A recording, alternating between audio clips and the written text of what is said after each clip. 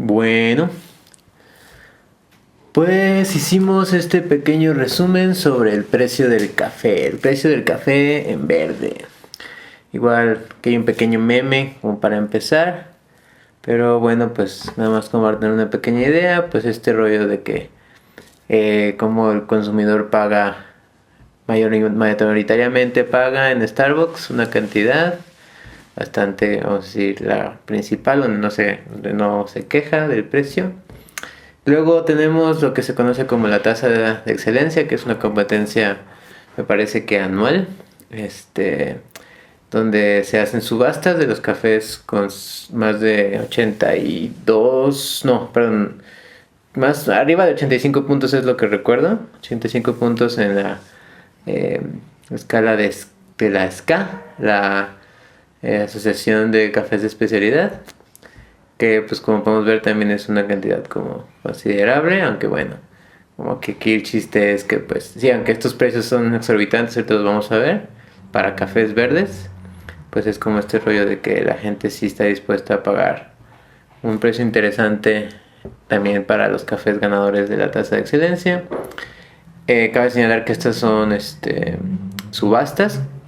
Y bueno, por el último, así el más chiquito de todos, lo que regularmente se le paga al productor, que en muchos casos donde tenemos trabajo como dedicado, pues sí se le paga lo suficiente y pues hay muchos productores aquí en México que están realmente saliendo adelante muy bien con su producción, pero pues en general no es así, ¿no? Bueno, igual este es nada más un pequeño meme como de expresión y como dice aquí, se vienen cifras y mucho texto. Vale. Entonces, ¿por qué mostrar un resumen sobre precios de café verde? Bueno, pensamos que al difundirlo podríamos impulsar la equidad y la sostenibilidad en beneficio de los productores caficultores, ¿no? Y por ejemplo aquí, como este análisis o este resumen que hicimos está basado en Metric y Nomad, dos tostadoras, una en Chicago, Metric, y otra en Barcelona, pues ponemos lo que ellos dicen, ¿no? La transparencia es crucial y bueno, el respeto hacia el productor, ¿no? Como resumen, tenemos que al día de hoy el precio que paga el consumidor del café final, o sea, ya que está tostado o molido o incluso soluble, de esa cantidad que se paga, un pequeño porcentaje es el que va al productor. Lo interesante es que, pues, estrictamente hablando, lo que más da valor al café, pues es el trabajo de la tierra, el trabajo que se tiene ahí. Luego se presentan o se potencializan esos resultados en el tueste. Y por último, pues ya o sea, uno como consumidor o en la cafetería, en nuestra cafetería de confianza, pues van a buscar mostrar de la mejor manera ese trabajo, ¿no? En la mayoría de los casos, que eso es interesante, o más bien es lo preocupante, este dinero que se destina no es suficiente para los costos de producción que tiene el café. El café ni siquiera de especialidad, sino comercial. Y bueno, podemos ver, por ejemplo, como resumen interesante, que se paga un 150% más sobre los precios del community market o el mercado comercial. En cafés por encima del 90%. Y luego, perdón, del 82 puntos más o menos. Sí, aquí lo tengo. Y bueno, más o menos, por ejemplo, aquí podemos ver que una vez que un café tiene un porcentaje por arriba de 80, que es cuando se considera especialidad, pues ya tiene un precio más razonable, ¿no? 126 pesos. Y bueno, en este resumen se incluyeron, bueno, para la parte de los reportes de transparencia de Metric y Nomad, estos son los países con los que ellos están trabajando. Y a mí me parece interesante señalar que ninguno de ellos dos, que son dos tostadoras como muy éticas o que aparentan ser muy éticas, ninguno de los dos trabaja con cafés de Brasil, no sé a qué se refiere. No sé por qué no trabajan con ellos o simplemente no han encontrado una finca que les atraiga, no sé. Pero bueno. Y aquí en resumen podemos ver, por ejemplo, la SCA dice que el precio promedio que ellos como que han visto en cafés especiales, es decir, arriba de 80 puntos, es de 136 pesos. En la tasa de excelencia arriba de 90 puntos, lo cual son cafés excelentísimos. Tenemos un promedio de 2.600 pesos. Esto con base en los resultados de tasa de excelencia de productores mexicanos, que ahorita los vamos a ver al final.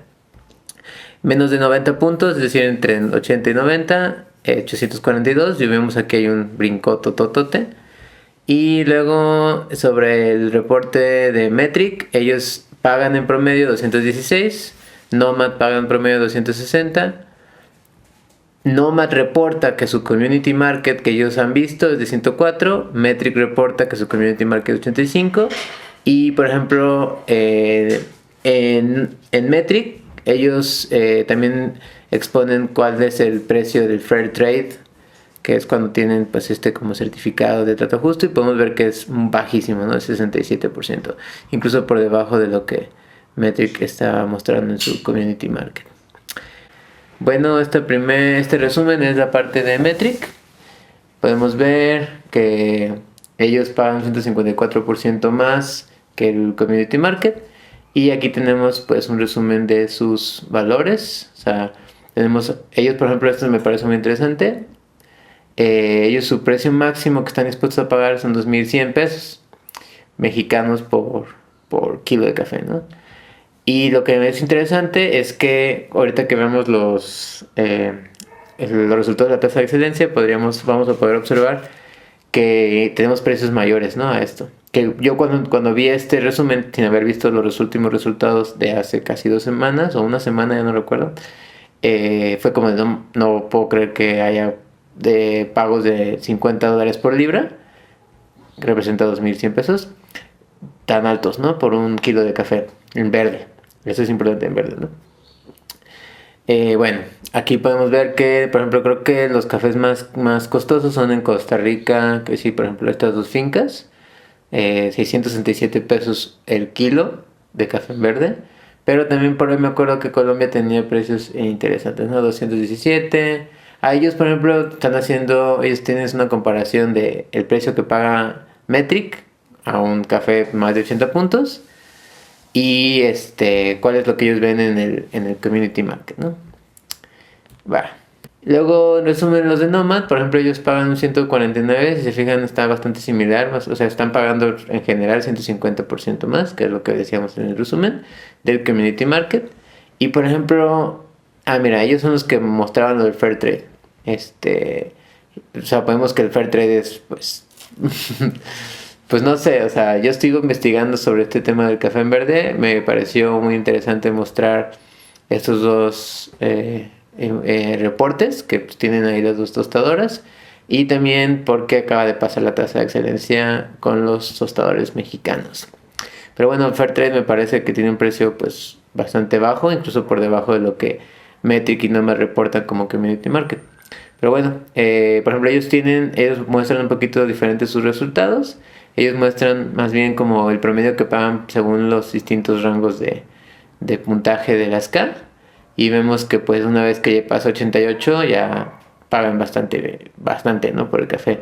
Recordemos que un café de Costa Rica, 600 y tantos, fue lo que pagó Metric, ¿no? Y aquí tenemos que arriba 88, Nomad está pagando 507. Tenemos aquí puse algunos ejemplos de ya datos directos. Ellos te comparten una tabla con bastantes detalles sobre las fincas. También Nomad lo hace bastante detallado, pero bueno, quise poner 4 ejemplos puntuales, ¿no? Tenemos en este caso, por ejemplo, descafeinado. Cosa interesante, los descafeinados están ganando bastante terreno hoy en día. El problema que tienen es que pierden como características organolépticas muy rápido, justo porque el grano pasa por un proceso que lo deja como más débil, menos denso, pero bueno, es un café que está pagando pues, por encima del promedio, ¿no? Y es descafeinado. Vale. Y por último, los resultados de la tasa de excelencia en México. Bueno, aquí también no estoy mostrando todos. Quise mostrar como los que de mayores puntajes. Creo que 87 para arriba. Recordando que en Nomad pagó más o menos 500 estos precios pues siguen estando como dentro del rango, ¿no? Y me parece interesante porque estos precios están por encima de 88, o bueno, casi rozando el 88, son de competencia, es decir, estos tuvieron una subasta detrás y aún así están dentro de lo que Nomad paga regularmente por un café que ellos consideran muy bueno, ¿no? Entonces, esto es interesante de que pues no tienen como un precio tan exorbitante. Esa más bien están dentro del rango a pesar de que hubo una subasta por estos cafés. Sí, y por último, pues podemos ver los cafés con mejores puntajes por encima de 90 puntos, que como mencionaba al principio, son cafés excelentísimos. Vemos también que una vez que llegan casi a los 90 puntos, los precios se van, pero súper altos, ¿no? O sea, por ejemplo, este café de José Argüello, que es uno de los cafés con los que hemos estado trabajando últimamente, en estas fechas, en que estamos a julio 2025, pues tiene unos precios muy interesantes por este geisha, ¿no? Cabe señalar que en uno de nuestros últimos eventos, pues presentamos un geisha de esta finca y la verdad es que tenía características muy interesantes. Obviamente no era el mismo batch, seguramente el score no era tan alto, yo creo que podría estar en unos 86, 87 puntos. La verdad no hice como el ejercicio para identificar qué score tendría, pero la verdad es que estaba muy rico, o sea, estaba muy, muy, muy limpio y pues tenía características, la verdad no las recuerdo bien, pero estaba muy interesante, muy, muy interesante. Y bueno, en general, pues vemos que estaba muy padre, o bueno, muy interesante, que se paga 215% más en cafés por encima de 90 puntos que por debajo. Bueno, cuando digo por debajo, también no tan debajo, creo que el mínimo era 85 puntos. Entonces, bueno, pero definitivamente pues más del doble, ¿no? Ay, disculpen, se movió esto. ¡Zas! Y bueno, a ver, en comparación se paga un 26% más. Eso ser. Ah, bueno, por ejemplo, quise poner como de. Según Metric, que pagabas máximo $50 la libra, ¿cuánto eso equivale a nuestros precios más altos acá, ¿no? Y pues vamos a ver que es un 27% más lo que se paga en cafés arriba de 90 puntos cuando tienen una subasta detrás, que es la tasa de excelencia, contra el precio máximo que está dispuesto a pagar Metric.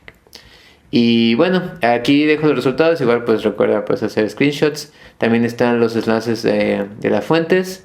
Y bueno, por último nada más mencionar, aquí están el ratio de conversión que usamos para poder hacer kilogramos a pesos mexicanos.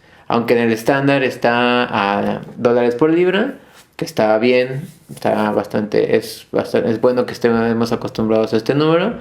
Al final de cuentas, en el día a día, cuando pagamos por nuestro café, el día que compramos en grano, o bueno, molido, como sea, que compramos para nuestra casa, está interesante saber pues cuál es el precio que estamos pagando en esta tablita, por ejemplo, y con eso ya tenemos una idea de cuánto dinero está yéndose al productor, ¿no? Bueno, muchas gracias. Bye.